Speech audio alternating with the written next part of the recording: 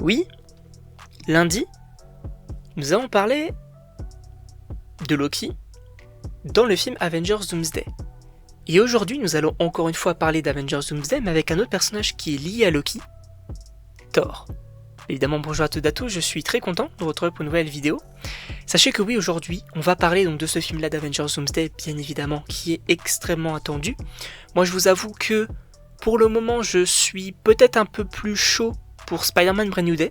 Voilà, c'est peut-être parce que ça arrive plus vite et qu'on va avoir un vrai trailer prochainement, peut-être.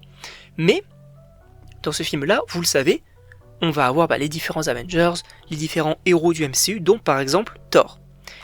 Et on a eu d'ailleurs un teaser dédié sur ce personnage, teaser qui était très cool parce que vraiment on avait l'impression vraiment que les frères Russo reprenaient le Thor de leur Infinity War et de leur Endgame. Donc finalement une version peut-être, un peu humoristique sur certains aspects, mais surtout assez sérieux. Et j'ai pas mal aimé le côté de, effectivement maintenant il a une fille, il a la notion de responsabilité, il ne peut pas être justement, en tout cas ça ne va plus être supposément un enfant, etc. Donc il va vraiment grandir et ça va être très cool. Et dans ce teaser là, il fait appel à Odin. Puisque oui, donc vous l'entendez, il dit donnez-moi la force, etc. Ce qui laisserait supposer qu'effectivement, pourquoi pas, est-ce qu'il aurait, ou en tout cas donc c'est possible qu'il ait le retour de la Odin Force, donc on avait déjà vu dans Thor Ragnarok, justement. Ça pourrait être très stylé d'ailleurs de le voir vraiment très puissant dans ce film-là, parce que c'est vrai qu'on a l'impression que il n'est pas, notamment dans Thor Love and Thunder, il est fort, oui, mais il n'est pas non plus surpuissant. Et là, on avait quelques petits scoopers qui avaient dit pas mal de choses, notamment sur Thor, puisque oui, en gros, lors de cette scène-là, en fait, il fait appel à Odin, donc qui lui donnerait supposément de la force, donc ça serait cool. Sauf que en gros, Odin va faire plus que ça. Alors je sais pas si on le verra, mais en tout cas, il va lui donner une sorte d'aide via une armée qui sortirait du Valhalla.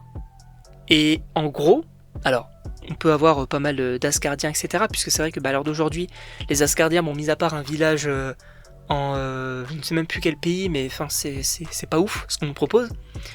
En revanche, ce qui pourrait être intéressant, c'est que via ça, et justement il y a des gens qui théorisent sur ça, on pourrait avoir le retour par exemple de Jane Foster. Ça c'est pas impossible. La faire revenir de manière logique, alors c'est vrai que justement on avait une scène post-générique dans Thor Love and Thunder où on la voyait au Valhalla. Bon, on comprenait pas trop pourquoi est-ce que cette scène était utilisée, puisqu'on savait qu'elle était morte. Sauf qu'en réalité, ça serait un retour logique. Le côté de on va te mettre à disposition une armée justement pour t'aider, etc. En vrai ça pourrait être plutôt cool. Franchement, pourquoi pas. Même si bien évidemment je pense pas qu'elle va rester côté du MCU, je pense que ça serait juste l'histoire de la faire revenir, puis voilà, elle partirait, etc. Pour moi ça serait plus ça, plutôt qu'on va réutiliser le personnage, ça serait assez bizarre. En tout cas, je ne sais pas ce que vous en pensez, mais évidemment n'hésitez pas à me dire dans les commentaires, à vous abonner également, et donc on se retrouve pour une prochaine vidéo.